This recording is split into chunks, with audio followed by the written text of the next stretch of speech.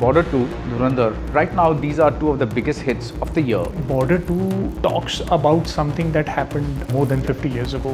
हम ये वादा टूटने नहीं देंगे. Because if you see it, Dhurandhar and Animal before that, and a few other films, they are A-rated films, but we seem to be enjoying that. They fight like soldiers. It's not like that the crazed, almost unhinged fighting of deranged person. I took it up primarily because of that challenge only. Guy with the least sense of humor in my family. I'm in fact often the butt of jokes that, how can you make comedy films? You have no sense of humor. They know that this is the Sunny Deol that we want to watch.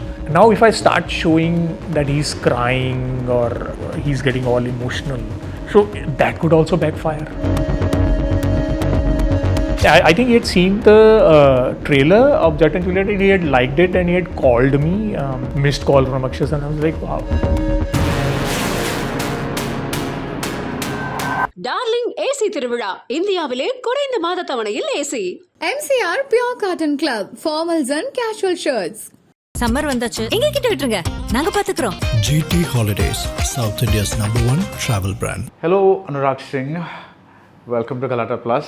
Very glad to have you here because this is the first time, of course, you've made Border 2, which is a big hit this year, but I've never spoken to a Punjabi filmmaker before. And it's a real pleasure and honor to do that. Well, thank you for having me. Thank you for being here.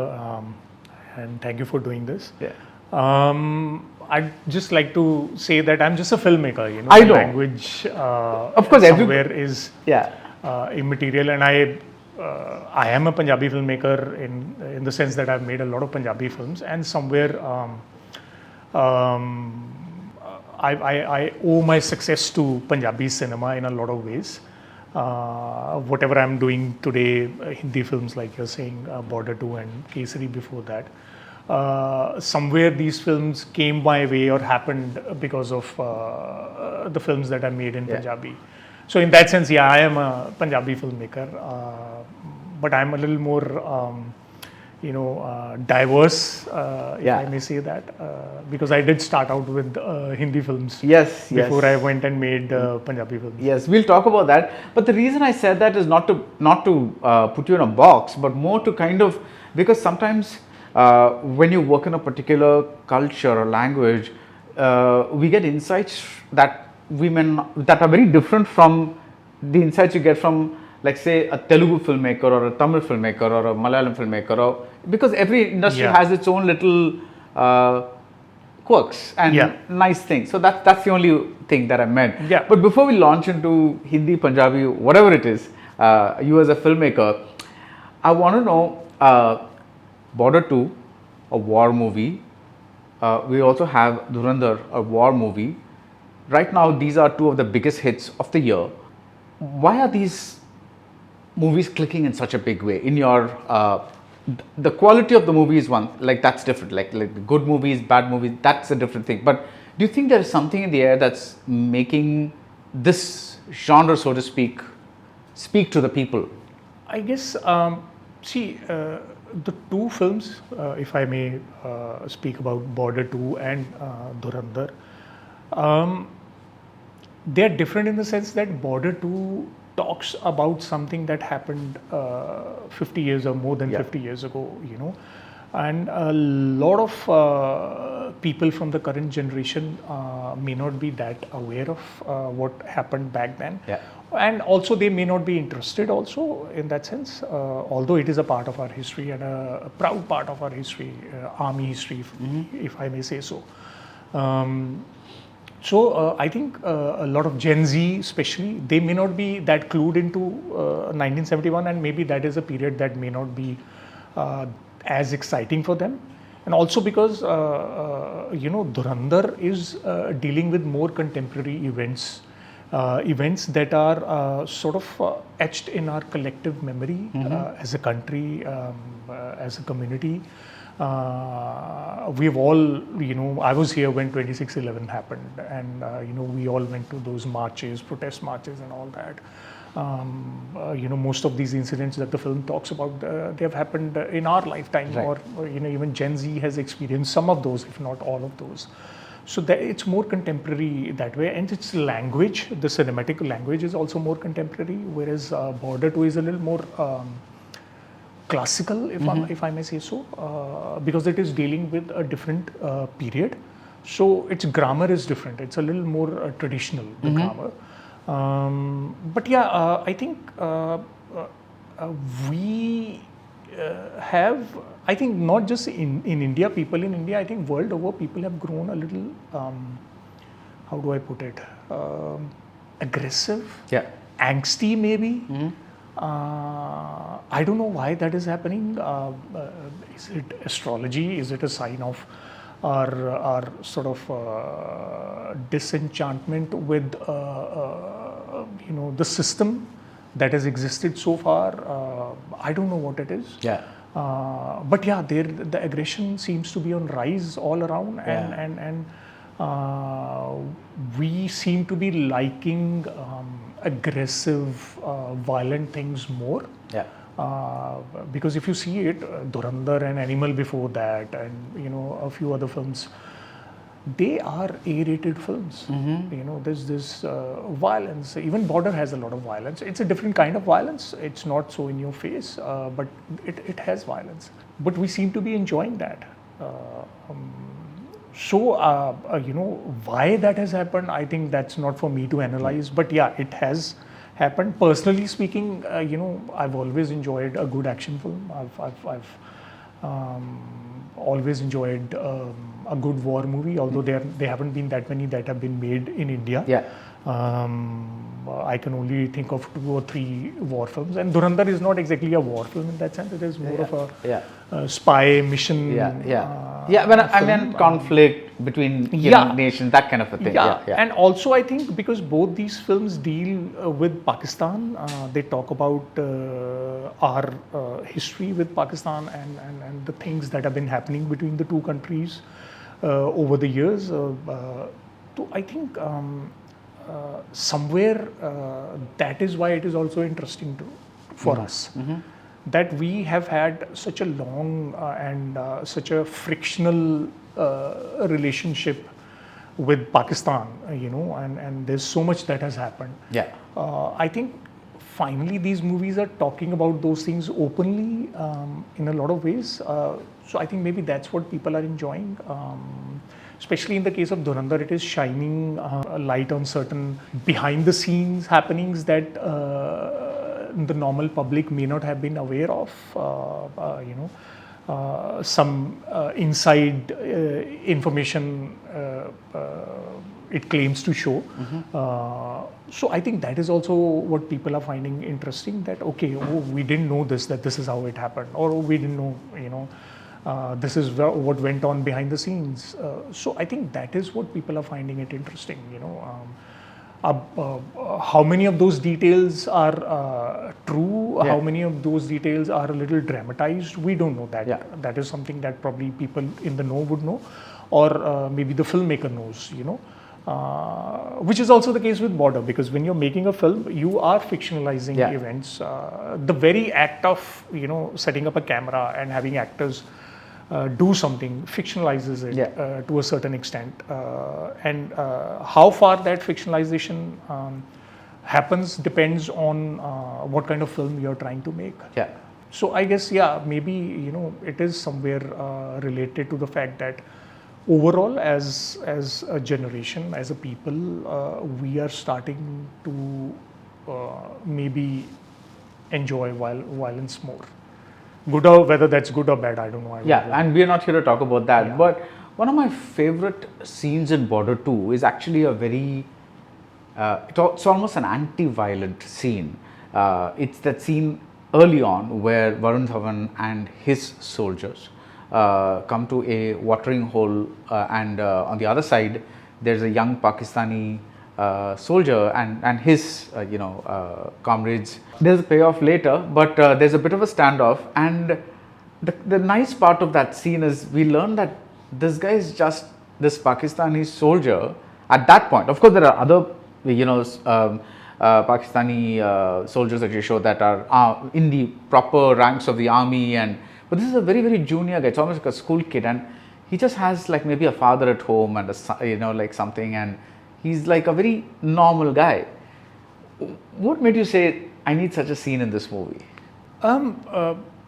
It wasn't a calculated thing. It was instinctive, I guess. Right. Because in a film like Border, what happens is that it's very easy to dehumanize the opposition.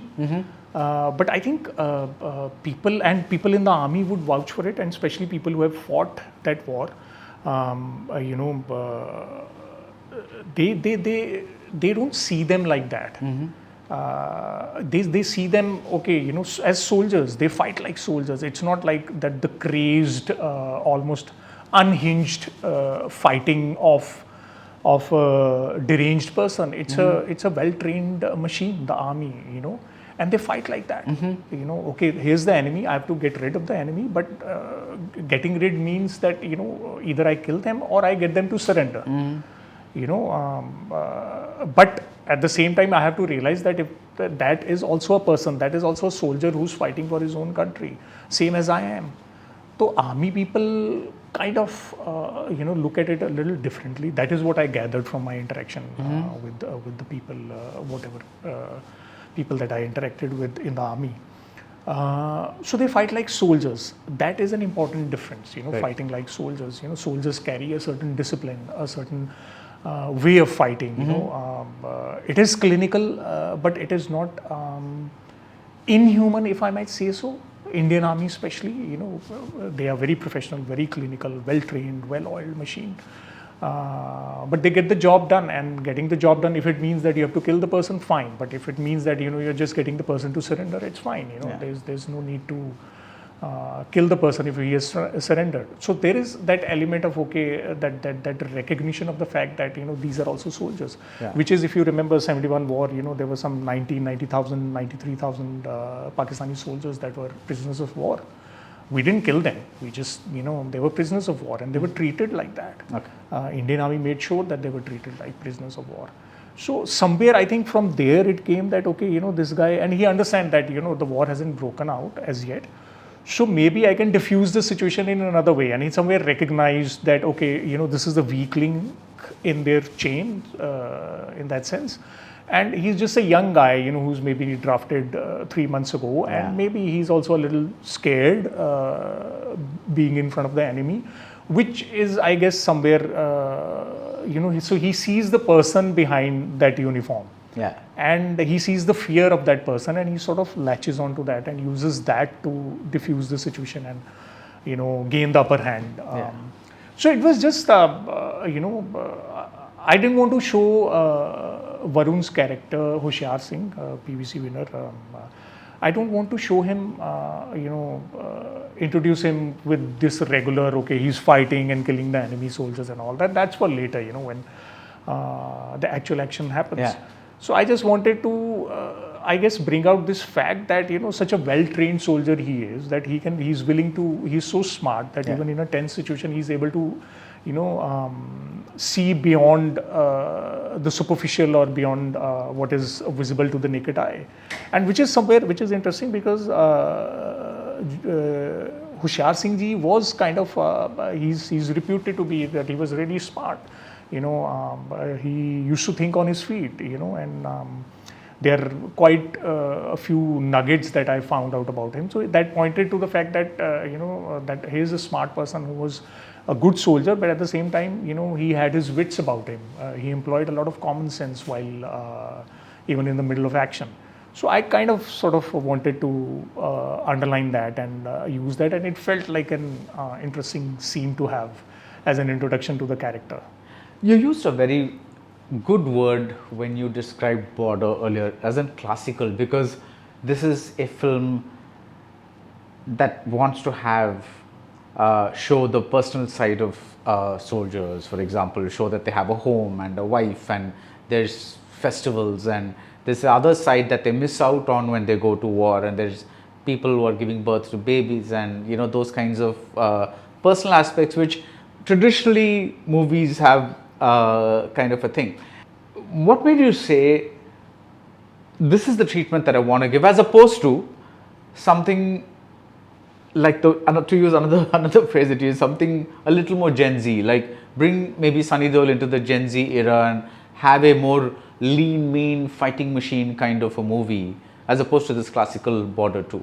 So, okay, I think the important difference, the important decision that I had to make was that when I set out to make the film, the most important fact was that I'm making a sequel to a film that's already been made by somebody else, Yes. by JP Datta sir. So it's an iconic film, you know, Yeah. people have loved that film. So the rules of that world are already set. Yeah. You know, the template is set. That is the mold that I have to fit into. I can't break that mold. Okay. I might make slight modifications to it, but I can't break it. If I stray too far from the language of the original or the template of the original, then there is the risk of me ruining the film. And there is also the risk of people who loved the original film saying that, "Arey, what have you made? This is not that film," you know. So it's a tricky one, you know, it's a kind of a tightrope I'm walking, you know, as a filmmaker who's existing in contemporary times, you know, maybe I want to update the cinematic language or make it more Gen Z, as you said. I do want to do that, but also at the same time, I have to think about that, okay, you know, that kid who watched Border back then and all those people who have watched Border back then, what do I say to that kid if I change the grammar totally? Yeah. So it was a tricky one for me, and that was the challenge, you know. You know, I tried to introduce little elements here and there, you know, especially the way the action was shot, maybe, you know, make it a little more new in that sense. At the same time, but cater to those emotions which the original film catered to. Yeah. Touch upon those. So I guess that balance that I was trying to achieve, that decided that what the language of the film was going to be. It was going to be more classical, obviously, and less contemporary in that sense. Yeah. So just like you said that, you know, you are a filmmaker as opposed to a Hindi filmmaker or a Punjabi filmmaker. Are there just, you know, when you look at movies, are there just movies that need to be directed, or is there a special challenger that a war movie like Border 2 or Kesari, which you did like a few years ago, maybe 10 years ago? No, not that.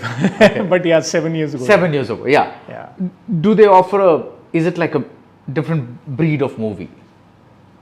Directing it. See, every movie is a challenge. Yeah, that's why it's, yeah. But yeah, for me, I can talk only personally. For me, I'd never, before Casey, I'd never done out and out action film in that sense, or a war film. Yeah. Whether contemporary or historical, I had never done that. Yeah. So I took it up primarily because of that challenge only. Okay. Yeah, I said, okay, here's a new challenge, not the same stuff that I've been doing earlier. I want to sort of expand my language, expand my knowledge, and gain more experience doing stuff that feels difficult and that kind of scares me. Okay, how am I going to do this? I've never done this. I don't know how to do this. So that's the starting point. I don't know how to do this. Okay, let's do this, you know. So same with Border, you know, it is a step up from Kesari in the sense that the action is, Kesari was 1897, this is 1971. The greater challenge in this was that, okay, you know, I'm making a sequel to a film that somebody else had made. That was the biggest challenge, you know. You know, I have a tendency of, when I'm choosing a film or deciding upon a subject, I have a tendency of doing that, okay, is this going to like really, you know, mess me up in a lot of ways? You know, is this going to be like really difficult to do? If the answer is yes, I'll go for it. Okay. Yeah. So yeah, I mean, yeah, they were really difficult, and I had to adapt. I had to, you know, sort of battle constant self-doubt in that sense, which I think every filmmaker does that. Right. And in a lot of ways, for myself as a filmmaker, I was pushing boundaries in that sense because I'd never done that. Yeah. You know, I've never done these kind of films. Punjabi films that I've done, they were more intimate, they were more contained in terms of budgets, also in terms of scale also, and also over there I could pretty much do whatever I wanted to do. But here in Border, you know, like I mentioned earlier also, you know, there are certain rules that are already set out for me, and I have to follow this. I can't show my middle finger to those rules and say no, I want to do it like this. I can't do that. So that was the trick and that was the challenge. So that's why I went for it. And yeah, it is kind of difficult, but at the same time, that's how you'll grow, right? That's how you'll gain new knowledge about yourself also and about the craft that you're trying to get better at. So was Punjab 1984 a similar kind of challenge for you, in the sense that you're making Jatt and Juliet, like 2, and those are the kinds of, there's a flavor there that's crowd pleasing and all that, and suddenly you're making a movie that's again not your zone. And again, when I say these things, I mean that the audience may be open, but the industry likes to think of people in certain, this guy is good at this guy is good at this. Yeah, this they slot you. They slot you. So when when you start thinking about a Punjab 1984, which is a relatively serious film, it's quite a is that the same challenge that drives you there? Absolutely. To tell you the truth, Punjab 1984 was the first film that I wanted to make. And it's a national award-winning film. That was the first one that I wanted to make, even before Jatt and Juliet and all. But I was new at that time and nobody wanted to, invest in that kind of subject. So I did, the first one was Yaar and Mulle, which was with newcomers, became a huge hit. Then I moved on to Jatt and Juliet. Again, it sort of broke a few barriers for us, did really well. What barriers did it break? In the sense that, nobody expected that a Punjabi film could do that kind of business. Also, nobody ever thought that non-Punjabi speaking audience will come and watch a Punjabi film. It's similar to last year's Lalo. Yeah, I haven't seen that, but I've heard about that. Yeah, Gujarati a lot of people have film, gone and seen that. Yeah. So in that sense, it opened up a lot of doors for us. That the Punjabi films have a potential to hit that kind of business at the box office, and people outside of Punjab will also come and watch a Punjabi film if it is appealing enough. That sort of helped. And once I had that kind of box office credibility, so then I put my foot down after Jatt and Juliet 2, when the producers, friends of mine only, but when they came and said, okay, let's abhi aisa kuch aur karte hain, and I said, no guys, not happening. I want to do this. They said, are you mad? Nobody's going to come and watch this. You're good doing, you're known for those kind of films, which are rom-coms or comedies and that kind of stuff. Who's going to come and watch this? And especially about such a difficult time that Punjab had gone through. Nobody wants to watch this. Why are you opening up old wounds and all that? Our money is going to go down the drain. And, I said, fine. I mean, I've made you 2 super hit films, blockbusters. You've made enough money. Even if you lose a little bit on this one, it's fine. Luckily, Diljit Paji, all my Punjabi films are with him only. He stood by me. He said, okay, nahi Paji, we are doing this only, even I want to do this. So when the producers kind of realized that, okay, both our director and our star, both are saying that they want to do this, then if we say no, they'll go somewhere else, find the money from somewhere else. So then we lose out on a hit pair, and they decided to back it. Okay, they said, okay, we'll make it. Even if we lose a little money, we are okay, we'll make it. So that's how that slotting that you're talking about, it happens, because they were like, audience expects that from you, make that only. But I was fortunate in the sense that I had an actor who was willing to take up that challenge, willing to take that risk, that okay, this film may not work at the box office, but we still want to do it, because we want to talk about these times, that we want to talk about these stories. So we went ahead and made it, and my producers, so they were saying this only, that okay, this is not going to work. How much you think we are going to lose on this one? And but I had my blinkers on. I said, okay, I'm getting to make the movie that I actually wanted to make. I'll do it. So that is more me, actually, to be honest. Jatt and Juliet and all is actually, I'm the guy with the least sense of humor in my family. I'm in fact often the butt of jokes that how can you make comedy films? You have no sense of humor. I used to be made fun of a lot at home in that sense, but especially when Jat and Juliet and all these comedies, rom-coms became such huge hits. And my wife also says, you're not a romantic in real life, how come you're making a rom-com and romantic film? How can you write such romantic scenes? But that's how it is, you know. So in that sense, Punjab 1984 is more me. Yeah. You know, that's more of what I am as a person. Yeah. So I guess that box office credibility happened, and then that film happened. But that slotting had started, like you're saying. And even with Jat and Juliet 1, when we were making that film, now this is very interesting, the film got made in about 3 CR, 3.25 CR was its landing. It landed in theatres in that much amount. And even that was a huge amount by Punjabi film standards back then. So when we made that film, Diljit Paji was going through a little bit of a rough time as a singer. And our producers told us when we made that film, before the film release, that, you know, if this film opens at say 7 lakhs or 5 lakhs or whatever, you should go to the Gurdwara and thank God that your asses are saved, you know. So that was the kind of feeling that we were being given. The lack of faith. Lack of faith, yeah. Because see, I'm not blaming them for that, but that's how a businessman would function. And they are businessmen, right? They have put in a certain amount of money. They want a certain kind of return. And all the pointers are hinting at that, you know, this star or actor is going through a rough time. People may not want to come and watch his film. And but when that film opened, it was the biggest opening ever for a Punjabi film. It opened at I think somewhere around 78 or 80 lakhs, which was unheard of for a Punjabi film in those times. And it went on to do 2.5 times the business of the previous biggest hit of Punjabi cinema ever. So that is what I mean when I say that it broke a few barriers in that sense, that nobody expected ki, okay, this kind of business a Punjabi film can do.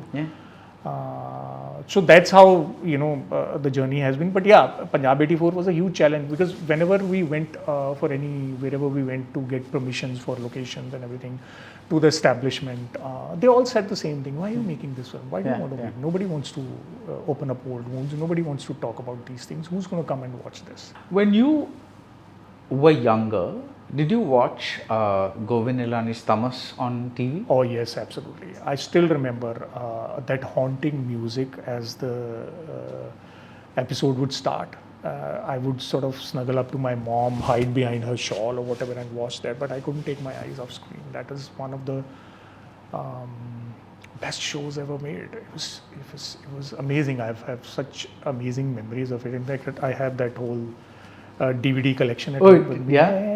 Okay. The moment it came out, I bought it, because you know, you don't get to watch reruns on Doordarshan. Yeah. And I've read the novel also. Bhishma Saniji is one of my favorite writers. I've read a lot of his stuff, and Tamas is right up there. It's huge. Yeah. Is it very defining for Punjabis?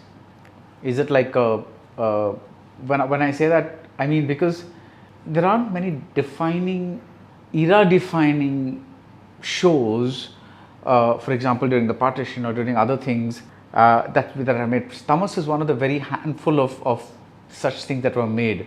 So was there a sense of like a possession, like people own that show? Did you recall that? So I was too young. That's what I was. To have a reading on that. Ki, okay, are people sort of owning it, or are people watching it because they feel that this is their story? Yeah.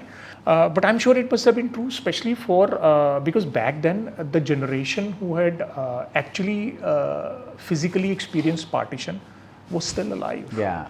You know, so they had a first-hand experience of most of the events that were shown in that show.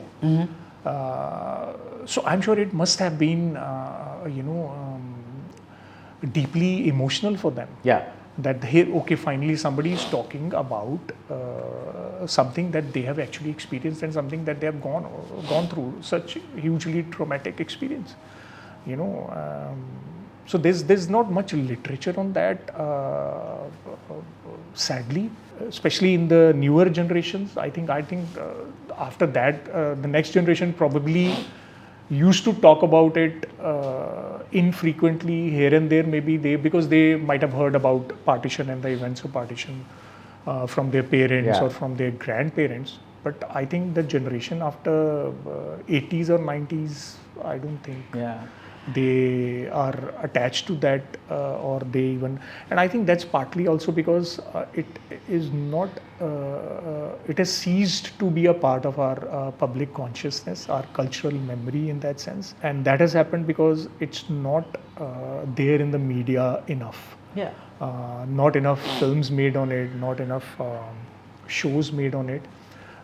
Literature, yes, in Hindi and in Rekhta, I would say, or in Urdu, there has been, or even in Punjabi, there has been a lot written about it, but I don't think the newer generations read up on that, on those stories, on those horrors, which is quite strange, because if you look at World War II and Holocaust, there are still movies being made about that, which is very strange, that why as a community or as a people we are not making more stuff about stories based on partition.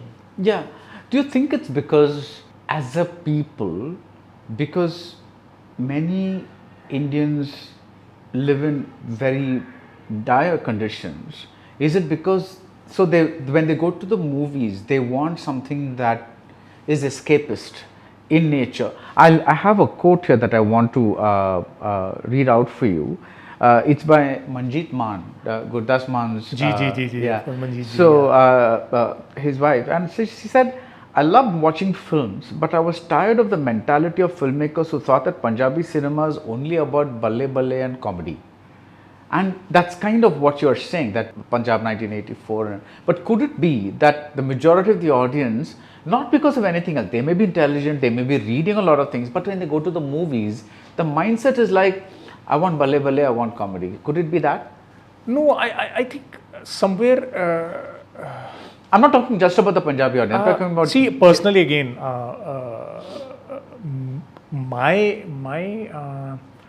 belief is that no subject is off limits. You just have to crack the right sort of grammar for it. That if I want to tell a story about partition, how do I do it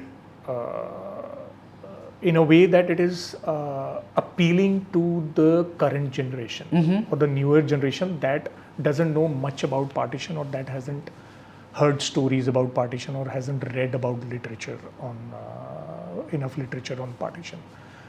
I think that is where the challenge lies. And same, because I see, you have to understand the space that I'm coming from. I'm coming from being the guy who was making Jet and Juliet and then made Punjab 84 when everybody was telling him that not to do that, don't do it.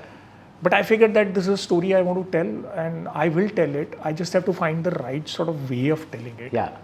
And once that happens, then people came and watched Punjab 1984. It was a huge hit, critical and box office hit, both. So I guess somewhere there is a lack of effort or interest in trying to find the right way of telling that kind of story, and that could be because that as filmmakers, maybe we are trying to take the easy way out, take the easy route, in the sense that put a few jokes, do this, do that, and this is the formula that seems to work on the box office. And I think it's the whole ecosystem that sort of pushes you towards taking that route also. If I'm taking a story like, let's say if there's a story on partition and it's like a very grim story, and if I take it to an actor, the actor might say that, who's going to come and watch this? I don't want to do this. And same thing the producer might say. So it is the ecosystem that's pushing me towards, that route. Okay, do that, not this. So sometimes you have the creative courage or the creative standing, box office standing, to fight that and do what you want. Sometimes you don't. That's a great statement, because I don't think anybody but a Christopher Nolan could have made something like Oppenheimer. I'm not saying there are other directors who cannot match creatively, but the clout to say, I'm going to make a movie like this, black and white, about a physicist, not really about the bomb. I don't think many directors in the world have that clout to bring this something like this to the. Would that be a good example? Yeah, it would be a good example, definitely. I think that clout is earned. Yeah. You know, he's done a Dark Knight, or he's done those big box office monsters. In his own way. You know, not sort of catering to or pandering to, you know, the rules of that universe that he's dabbling in.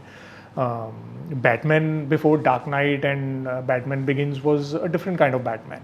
So he comes along and he changes the sur of it in a lot of ways. So I feel that clout is earned. You can't have a couple of box office failures behind you and then say, okay, no, I'm going to do this only. Sometimes that also works. You know, you have such lovely examples of people who tried to dabble in this formula mass cinema and didn't work, and then they you know, did what they actually wanted to do, and it worked out so well for them. Hansal Mehta sir is a huge example. Anubhav Sinha sir, two current examples that we have. On another, to talk about the reverse, I was reading Rahul Ravel's biography of working with Raj Kapoor, and so he's talking about how Mera Naam Joker tanked, and that's this ambitious passion project. And then people are saying, no, you go back to your older style of filmmaking. And he's like, no, I'm going to make a teenage love story. And with the newcomers that nobody's heard of, like Rishi Kapoor and Dimple Kapadia. And then with all conviction, he goes and makes a Bobby. And there's a fantastic incident in that where there's that opening party scene where, they're throwing for Rishi Kapoor. And then that's the first time he meets this girl. And apparently Raj Kapoor wanted A-grade extras, which means that apparently extras have grades, and he said, I need them to look like rich people, though they would cost more. So even though he's coming off from a big disaster which bankrupted the studio and all that, he's going ahead with Bobby as if he's just made a blockbuster.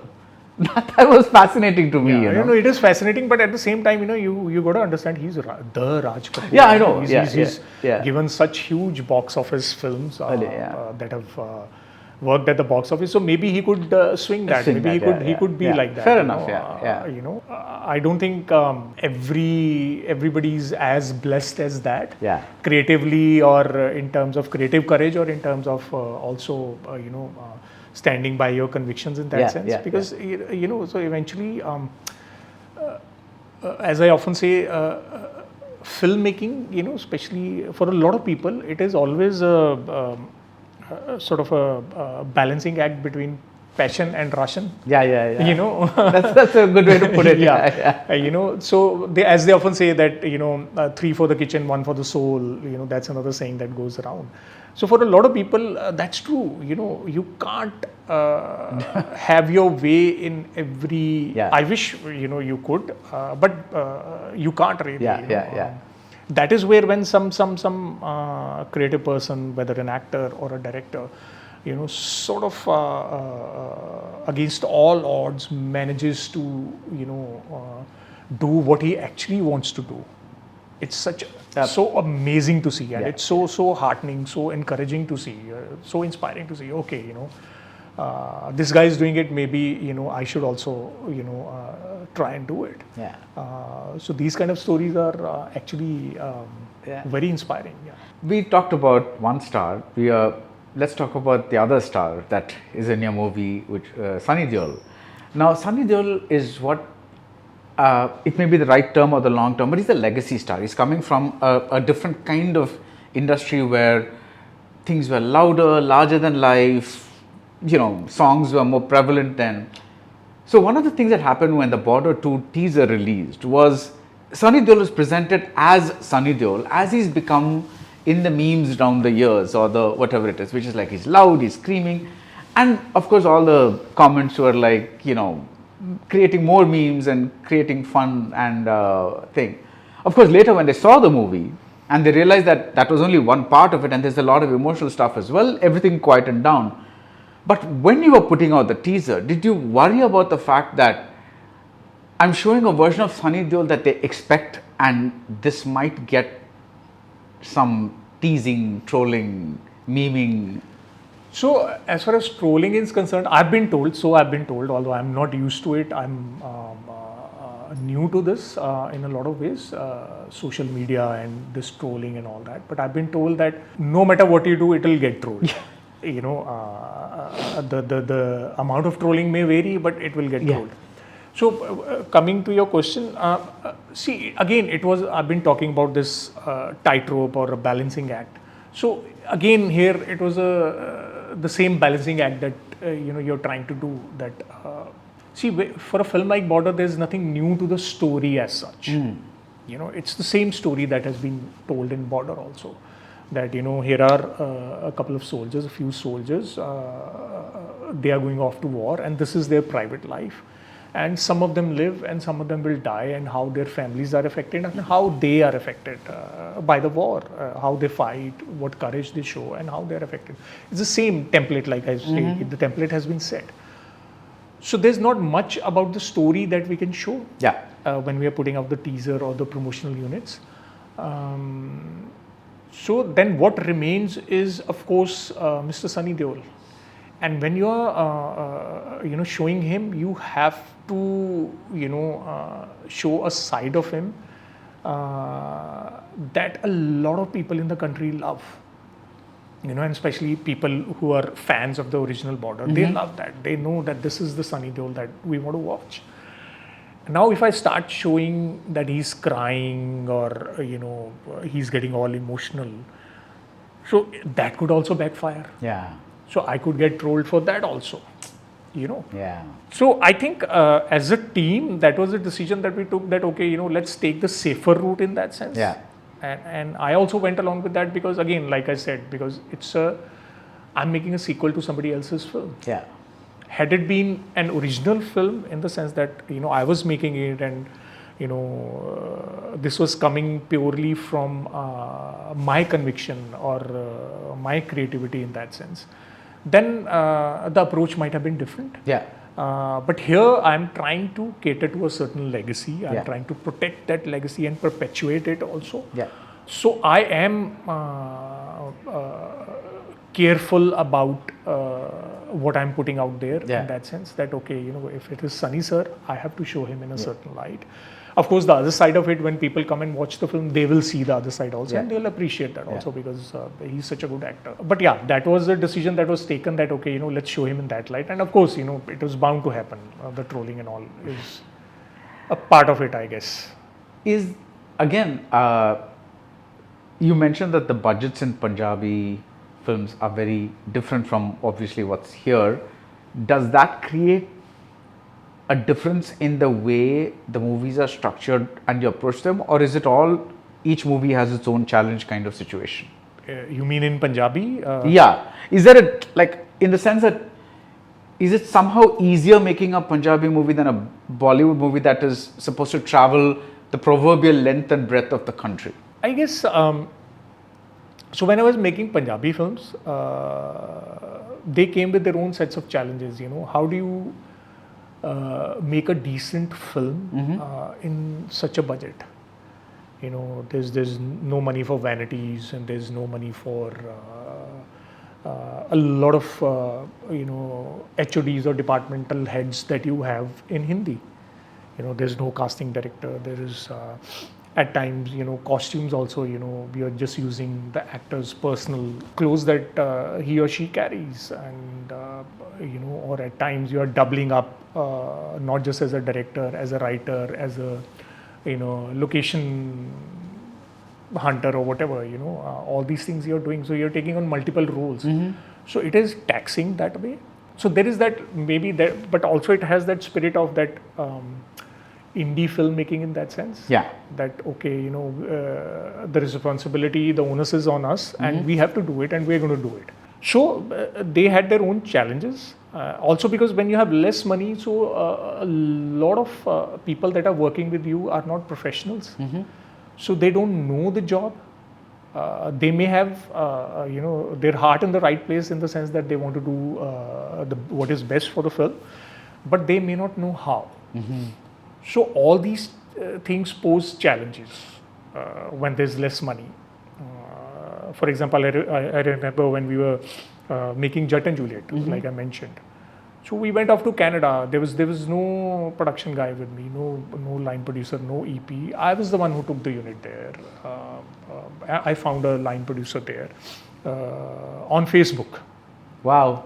Yeah, I didn't know the guy. I just read up his profile, and he had passed out from Vancouver Film School, and he had done a couple of short films over there, and he lived in Vancouver. So I reached out to him, okay, I want to make a Punjabi film, and I'm going to be bringing my crew. Would you be okay with handling the logistics and all? And he said, yeah, I'll do it. So that's how it happened.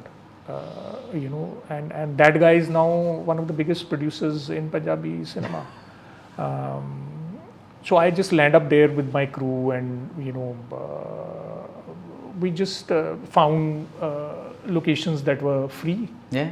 Or I called up a couple of acquaintances, and I asked them, can I use your house? Can I use this? Can I use that? So this is how those films were made. In Hindi, when you come to Hindi, I mean, the budgets are huge, the responsibilities increase. The only thing that at times I kind of, I wouldn't say struggle with, but the only thing that I've had to sort of train myself to figure out is that, when you're dealing with a star who comes with a certain stardom, and who comes with a certain, legacy, or, with this audience expectations attached to him. So how do you fit that into the story that you're trying to tell? Yeah. Sometimes the two may not be in sync. Sometimes you have to cater to the stardom of the star that you have on board. So that is the tricky part. Yeah. That is where it gets tricky for me personally. Right. And at times it has happened wherever I've been a little dishonest to the story in that sense, or just because I'm trying to sort of incorporate the stardom. I felt that, that has somewhere, how do I put it, brought the film down in a way. Okay. Yeah. That's been my experience. Okay. But at the same time, it is a star who's elevating the film and getting me the budget that I need for the film. So Can you talk about a scene that where you did that? No, it's not about the scene. It's as in, when you have a star, you have to introduce him in a certain way. Right. Okay. The hero ka introduction, typical. You have to introduce him in a certain way. Yeah. So, and that the star also expects that. That okay, I will be introduced in a certain way. So that is the tricky part. Yeah. That the moment you introduce the star in a certain way, how the audience expects or how the star expects, you are sort of moving away from the actual story in that sense. So at times you are able to weave it in properly, organically, but at times it sort of jumps out. Yeah. So sometimes it works, and sometimes it is not jumping out at you, or sometimes it is not that noticeable that okay, this is an introduction. Happening. Yeah. It feels like a part of the story, but sometimes it's not properly woven in, and it jumps out. And that is, I would say, my failure as a filmmaker or as a writer, if I'm not able to weave it in properly. When you say weave it in, do you mean at the writing stage or at the shooting stage? Mostly at the writing stage, but just sometimes at the shooting stage it also happens.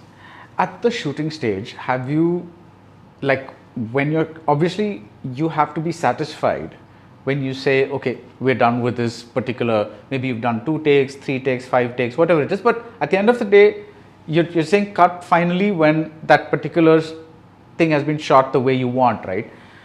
But even beyond that, are you able to say at that point, because while you're filmmaking, there's so much running through your head. At that point, are you able to say, okay, this scene is going to click with the audience, or at least I think this scene is going to click with the audience? Most of the time, yes. Yeah? Yeah. Nice. You can tell. Yeah. You can tell. Okay.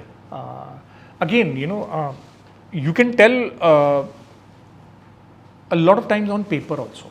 Okay. When you've written a scene and you feel that you can sort of sense it that this has all the right elements and all the right emotions in it, and if actors do a good job, this will translate well. So yeah, I mean, most of the time you can tell. You can tell. Yeah.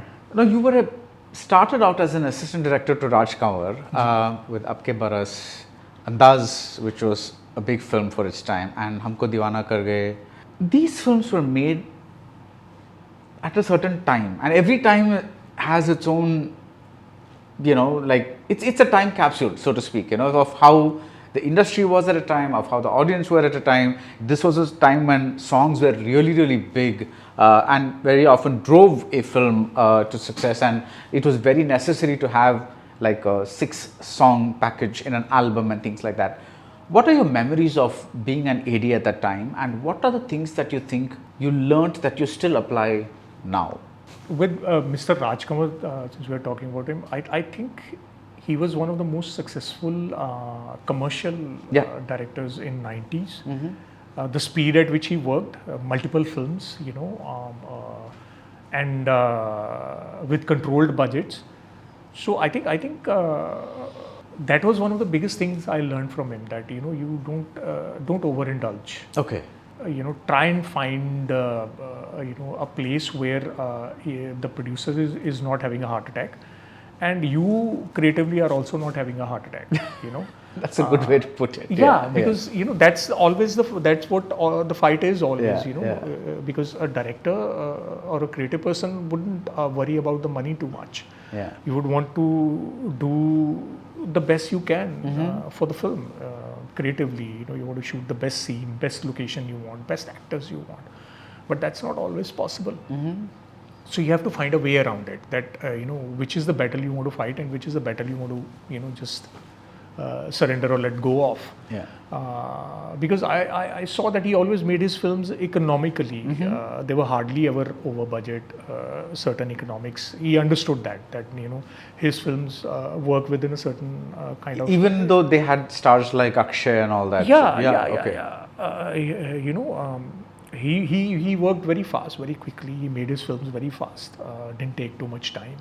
At least not from his end. Sometimes the film could get delayed for other reasons, but as far as he was concerned, he made them in a certain time frame, because he understood that I need to deliver, and if a film is made in this budget with this actor, then it's safe at the box office.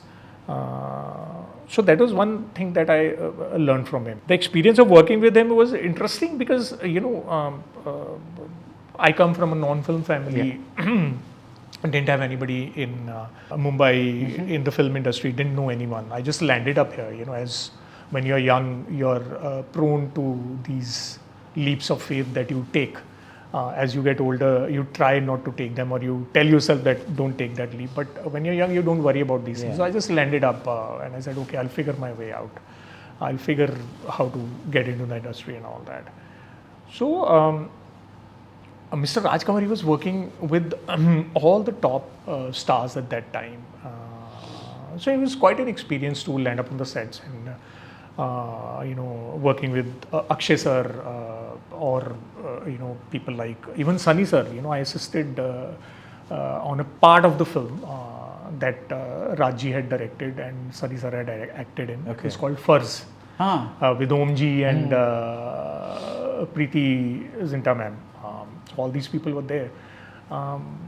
So suddenly, from a small town, you land up in Bombay and you're working with all these stars and everything, and you're also sort of learning the ropes. So a huge experience for a kid like me, a small town kid like me. It was sort of my introduction to the film industry and just seeing how things work behind the scenes and how films actually get made. It's different reading about it and actually experiencing it. on set is the kind of madness. Being on a set is the kind of madness that you can only experience in person. Yeah. You can't write about it. Yeah, You can't yeah. talk about it. Yeah. You have to be on the set to experience it. So yeah, he was my introduction to this commercial Hindi film Yeah. making in that sense. And I guess in a way that's a great introduction, because you can get artistic later, but at least you get to know the ropes.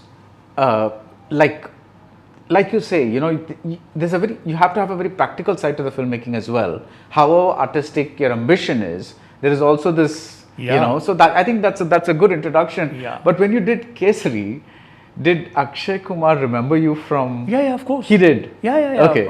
Because I'll tell you, he had called me when Jet and Juliet released. Okay. Yeah.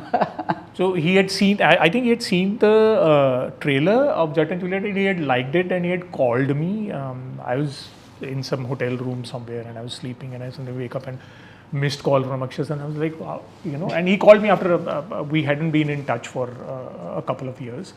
Although, of course, he remembered me because I'd AD'd on Andaz, and I'd co-written the dialogues for Humko Divana Kar Gaya. I didn't AD on that film. I just co-wrote the dialogues for the film. So he knew me from back then, and he called to congratulate also and to appreciate the trailer also. So that was sweet of him. And I had met him otherwise also once, I think, or had spoken to him over the phone. And then when this thing happened, Kesari happened, of course. So you do this AD stint, and then you make Rakib, which is your first film as a director. It doesn't do well. What did you take into the film, and what was your okay, this is what happened with the film? What do you think happened with I think that learning there? The learning was the biggest learning was not to do something that doesn't sort of align with your aesthetics or sensibilities. So again, like I said, a kid from a small town coming into the industry, and suddenly one day Rajji tells me that, okay, I'm looking to produce. This is the subject. You direct the film. Right. So I've been in the industry for 6 years. And after 6 years, I'm getting a chance to direct a film. Yeah. So I thought, okay, here's my foot in the door kind of moment, and a door Is is 6 open. years a good time or early? Is it a early time? Is it late? I think when you come from outside, it's an early time. It's quick. It's good. It's good. It's yeah. quick. It's a good time, and especially for somebody like me Yeah. who had no link to the industry, and I didn't know how films were made, how things work behind the scenes. So if after 6 years I'm being asked to direct a film, I will do it. Yeah. But yeah, I think the biggest learning from that was that only that, why the film, I wouldn't say what the subject or all these things, I won't comment on that. But I think for me, the biggest learning was that, don't do something until you have conviction in that. If you don't do something for any reason other than that you want to do it. Yeah. That you want to do this film or you want to tell this story. If you are doing it for other reasons, monetary or whatever, like in case of Rakib, I did it because I'm getting a chance to make a film after 6 years in Mumbai in the film industry. So that's a lucky thing for me. So I guess my reason for doing it was not right. Right. If the reason had been that I would enjoy telling this story, then maybe I might have made a different film, or I might have said no to that and waited for something else. Right. So that was my biggest learning. And how did you end up making your Punjabi film after that? So, like you mentioned, it didn't do well. Rakib didn't do well. So I was sitting at home. There was no work, and I can't go back to being an AD again. And there was hardly any work. People won't take your calls, or you won't get that face-to-face meeting that you need. So I had a friend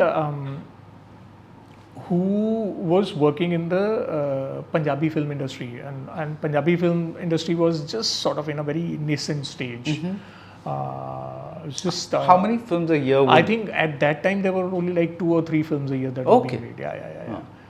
Because Punjabi film industry had pretty much gone dead in the 90s. I think it was only Manjeet ji and Maan Saab who used to make Punjabi film every 2 or 3 years. Otherwise, there was not much work happening there. So it was pretty much dead in that sense.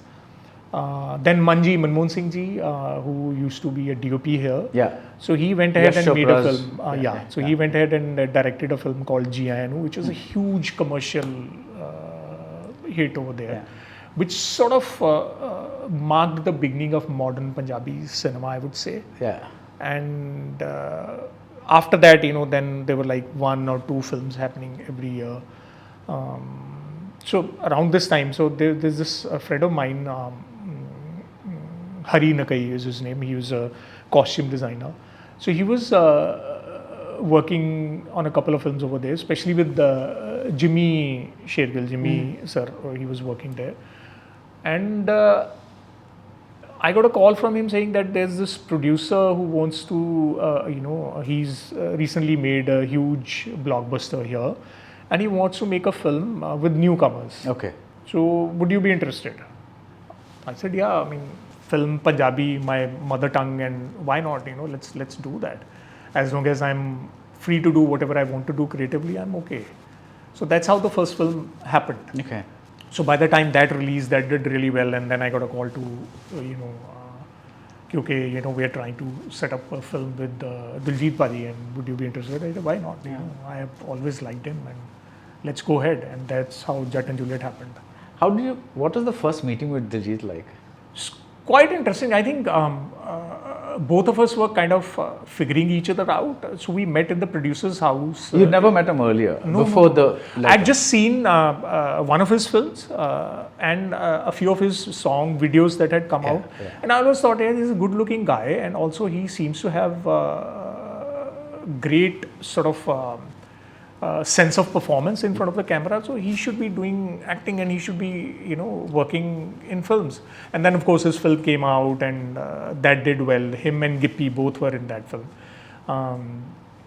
So I met him in the producer's house and we were just sort of tossing around ideas. The writer was also there, Dheeraj Ratan, his name is. And we just spoke generally that something like this, something like that. This is the first time? The first time we met that, maybe. It was only later that he told me that he had come to say no. Okay. He didn't want to do that film. Did he say why? No, he said, I just didn't want to do the film with the producer. I thought, ye banegi nahi, kaise hoga and all that. Right.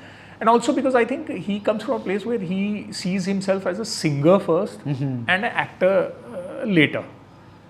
So but then he said that, Padi, when I sort of saw what was happening and I met you and all that, and I just quoted an outlandish amount at that time to the producer, thinking that he won't be able to get the money and apne aap hi band ho jayegi film. But he said everything fell into place. You came on board, the producer agreed to the amount that I asked for, and then I said, why not? So then I guess when we started interacting creatively, that he listened to some of the ideas that I was putting forth and all that. So he must have figured कि यार ये ठीक ही बन जाएगा, हो जाएगा. So I guess that's how it sort of happened. The vibing was great right off the bat. No, it took a little time because neither me nor him are the kind of people who are extroverts. We don't open up that easily. That's why I said, he must have been sort of figuring me out, and as I was trying to figure him out. After that, I met him once over here. He was shooting for a song in Bombay, and I went to meet him there. Over there, I think slowly the ice started to break. Okay. After a couple of meetings, and then sort of came together. What did you think of his performance in Chamkila? Oh, I think he was lovely. See, the thing with him is that he's not a trained actor. Right. He's very instinctive. So what he does is that when he reads a story, he reads a scene, he connects to the emotion in that scene. And if he feels that emotion, it will come out in his performance. If he's not feeling it, it won't come out. So I guess that's why people sort of connect to him in that sense. Yeah. That it's not a mechanical thing with him. Yeah. It'll come straight from the heart and it'll reach straight to your heart. Yeah. There's a very emotional vulnerability to his face. And I somehow feel that, however trained an actor is, this is just my observation, sometimes some people are born with a face that transmits emotions very nakedly, and they don't have to be trained or whatever it is. Yeah. It just happens. It just And I think Diljit has one of Yeah, those yeah. faces. You just if he cries, you cry. If he smiles, you smile. Yeah. That direct. But there's an honesty to the yeah, emotion that yeah. he's trying to project. There's not much. How do I put it? It's not a constructed thing. Yeah, in that yeah, sense, yeah, you know. yeah. He just reacts instinctively. He'll read the scene and he'll understand. Oh, okay. So I'll say it this way, and I'll say this is fine. And he's very instinctive in that sense. I read somewhere that the success of films like around the Jatt and Juliet era is also linked to the rise of the multiplexes in Punjab.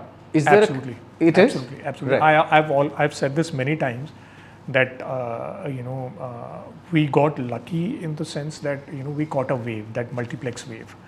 The multiplexes were just sort of starting to come up in a lot of cities and smaller towns, and it was a new experience for the movie going audience in Punjab, and we just sort of happened to make the right film at the right time that people actually wanted to go and watch in a multiplex. Multiplexes are more expensive than single screens in that sense, and so I think it just we lucked out. Yeah. Because it was the right kind of film that people could go and watch in multiplexes and enjoy with their families or with their friends, we did catch a wave there, yeah. You mentioned that you're an introvert. How does an introvert survive in an industry that needs a lot of projected energy? I don't project at all. Okay. I don't. See, on the sets, I'm a slightly different person, because I enjoy that part of it. And also, I think I know that there's these 200 people standing who are looking at me, and I need to get this thing going. So leadership comes naturally to you. I don't know if it comes naturally or whatever, but I seem to enjoy that role when I'm on the set, and I'm happiest on the sets when I'm working, and I enjoy that. Okay. Over there, I'm not sort of inhibited by my lack of social skills. I don't know why that is. I've never sort of analyzed it, but otherwise, when I would meet somebody in a social setting, I'll take time to open up. Yeah. I guess also because you sort of somewhere learn to compartmentalize that. Okay, Yeah. over here, I'm a director, and as a part of my job, or this thing that I'm trying to do, the story that I'm trying to tell, needs me to, do these things. Even though I may not like doing it, I have to do that. I have to interact with people. Yeah. I have to be open, and I have to, sort of be pleasant enough to be around. Yeah.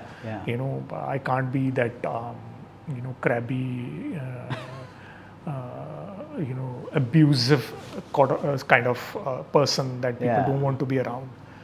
So I guess you sort of grow into that, and you compartmentalize. But when I'm otherwise in social settings, although now I'm being told, not that I have analyzed, I'm being told that I've gotten better at interactions. So maybe that's why this interview is happening. For me as well, there is I'm a very introverted person as well, and I need probably And after then you have to interview people. And you have to ask after a questions. couple of these interviews, I'll probably need to retreat to a hotel room and be by myself, just Detox. to Social recharge detox. myself. Plug myself into a battery and recharge or whatever. But one thing I was that came across when I was talking to my therapist was that this comes easily, relatively, because we are talking about something that we both are very passionate about, and we both like, and so you are no longer a stranger. You are a person who is interested in very, very similar things that I am, and we are discussing a medium that we both love. Yeah. And so the interaction becomes much easier. Yeah, absolutely. So probably I guess that's there's what some helps. of that, I don't know.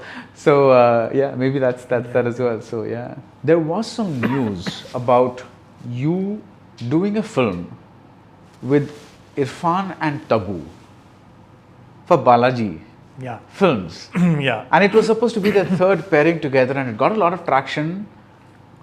What happened? This was one of the first Hindi films that I signed. Roughly which year was it? This was 2016. 2016, okay. 2015 or late 2015 or early 2016, Right. somewhere around that. Yeah. I think when Punjab 1984 released, at the same time, Ek Villain had released. Okay. So Ek Villain was Balaji. So it was a huge hit. It did really well all around. Lovely film they made. Superb music they had. But in Punjab, its business was affected because Punjab 84 released. Yeah. So Ekta wanted to know कि ये कौन है भाई जिनकी film की वजह से our film is kind of it did really well in Punjab also, but it should be doing more. Yeah. So that's how she sort of reached out, and her people reached out to me that she wants to meet and maybe we can discuss doing something together. So I went and met her, and we discussed a few ideas. So there's this mature love story that an idea I had. So I bounced it off her, and she loved it, and she said, yeah, we'll do this I really want to do. And so I wrote the script, and it was a lovely script, cute little film. So we had gone to meet Irfan sir for that. So he was my first choice. I said, I'd like to go to Irfan sir for that. So we went and met Irfan sir, and he also loved it. And I believe his words were, story achhi hai, and I like your honesty, so I'll do the film. So Honesty as in as a person, Okay. I like your honesty. You're honest. You're not. I guess what he meant was you're not filmy. You're not trying to, put on any facades or anything. So he wanted to do that film. He had liked the story, but then for several reasons, I think maybe the financially things were not working out, kept getting delayed and all. And Tabu ma'am also I had met for that. But it didn't sort of work out, and it kept on getting delayed.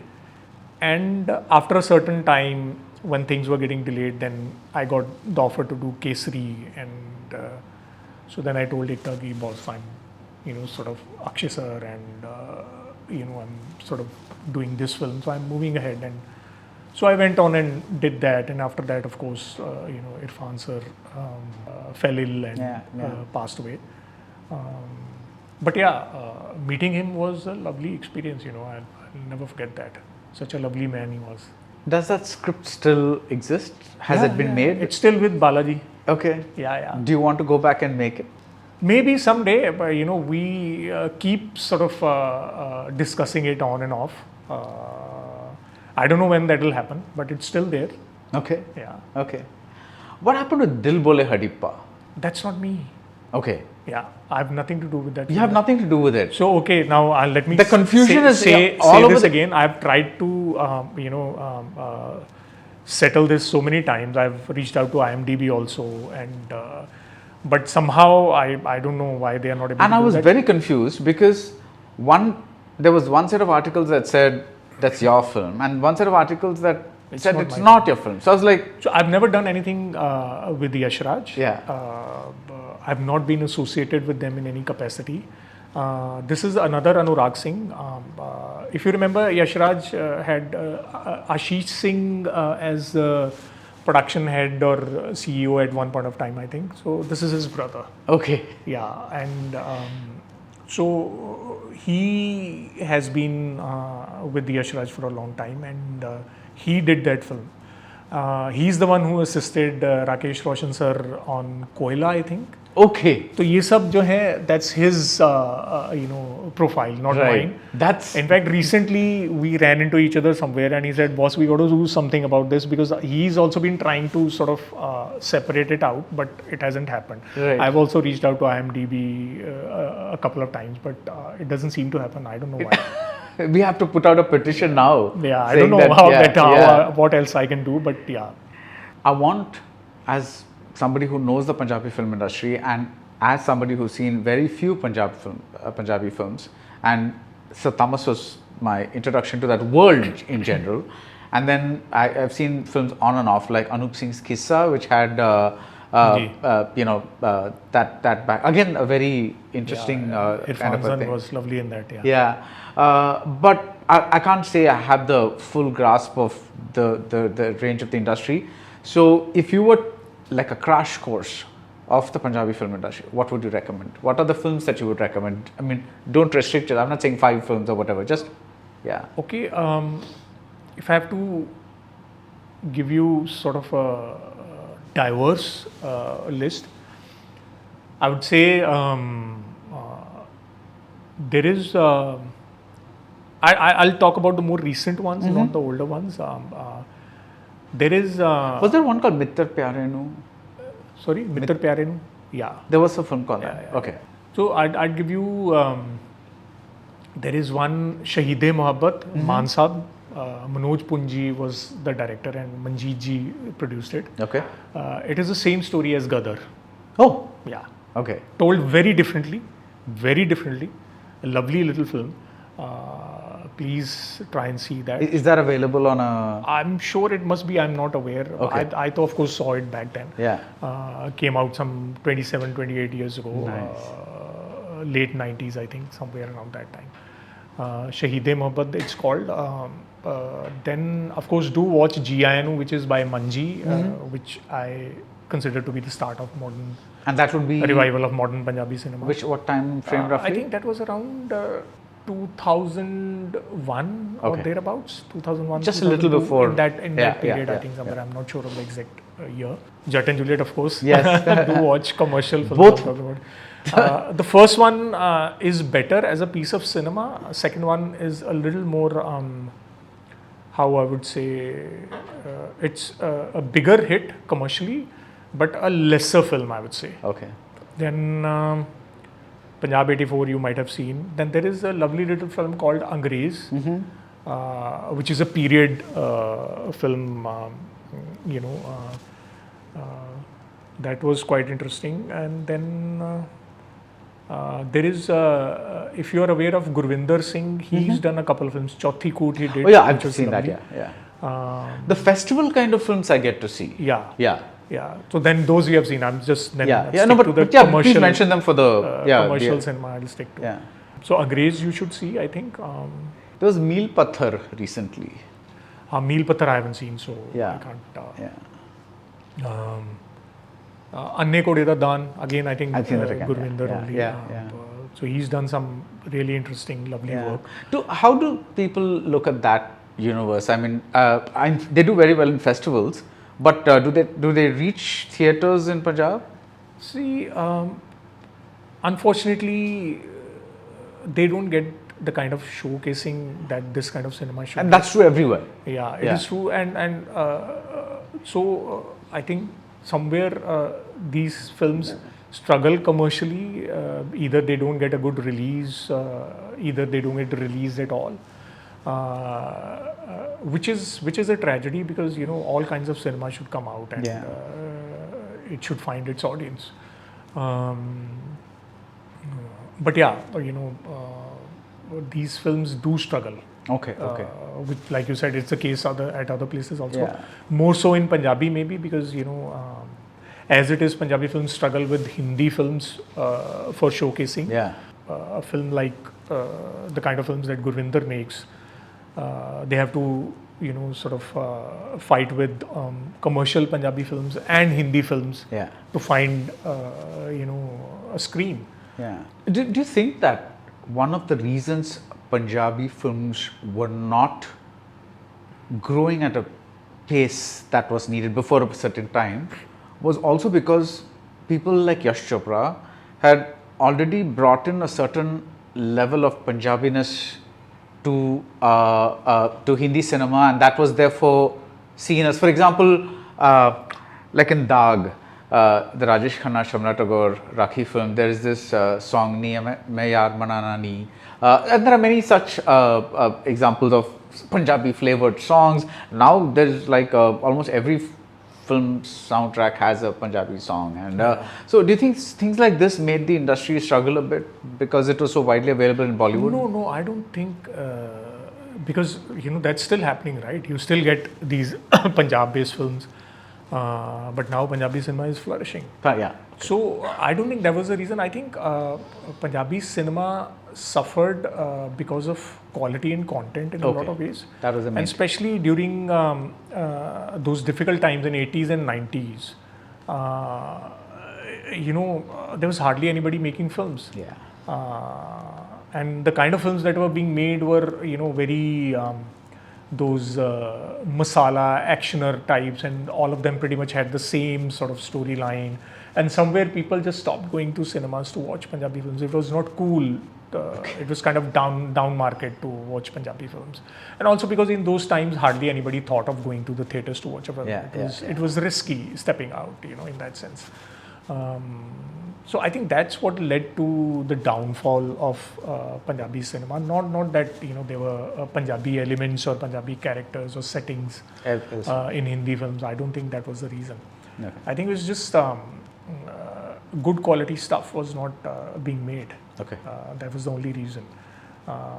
As soon as people started making that, the audience came back to the theatres. So I don't think that's the reason. Fantastic. And what's next for you? I'm still figuring that out. Okay. Yeah. Yeah, I'm Border 2 sort is of on toying with a couple of ideas. Border 2 is on OTT now. Yeah. Yeah. So that's been On bringing Netflix, yeah. So that's been bringing you some feedback, fresh feedback. A little bit, yes. Most of the feedback that I wanted to get, I got earlier. You're happy with that, right. So are you toying with an idea that... I have a couple of ideas that I actually wanted to make earlier before sort of Border 2 intervened. So now I'm going back to those and I'm sort of figuring out which one to do first. Maybe you should go and meet Ekta Kapoor again. Maybe I will. Well, Yeah, because the minute you said mature love story, I was like, well, that's something that not many people make, people should. So I wanted to make it back then, and I don't know, after 10 years, now 10 years have passed, maybe it has to be rewritten, you have to revisit the material, change it, I don't know. Yeah, and because you as a person also change, right? And your thoughts, your perspective on that material might change, may have changed. I haven't thought about that subject in a long time. What has changed essentially between the AD that you were and the successful director that you are now? What's the biggest change that you see? From this confused, wide-eyed, lost boy who came, whatever little success that I've found, that has sort of given me a little bit of confidence and has sort of validated, the career choice that I made. Because I come from a middle class family. Both my parents were or are educationists. So we were being brought up like every other middle class kid in India at that time.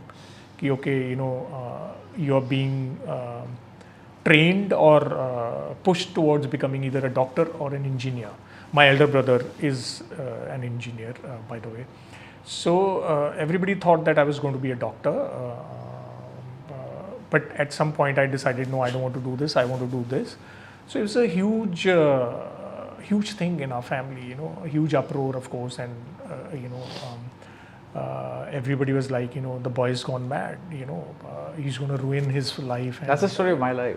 Yeah. So I'm a chemical engineer. See, I'm sure you've heard all those things and comments and everything. Yeah. So I've gone through all of that, and so with that kind of baggage or hurt, and landing up in Bombay and sort of figuring your way out, so that validation has sort of given me some kind of how do I put it, a quiet confidence that okay, I can manage things, I can handle things, and the noise in my head has subsided, has gone quiet in that, as far as that is concerned. Also, I think when I came, somewhere you are struggling to make both ends meet. At the same time, you're sort of trying to chase your dream. Now, with a little bit of success and, sort of as you figure out your sensibilities and your aesthetics, that, okay, this is what I'm good at, or this is what I like doing, and this kind of stuff I don't like. With all that, what has happened is that, with a little bit of financial security coming in, you are more free to chase what you want to chase creatively and not worry about other things. So as you move forward, you worry about that side less and less, and you can concentrate more on those things. So that's the biggest change I feel that has happened. Nice.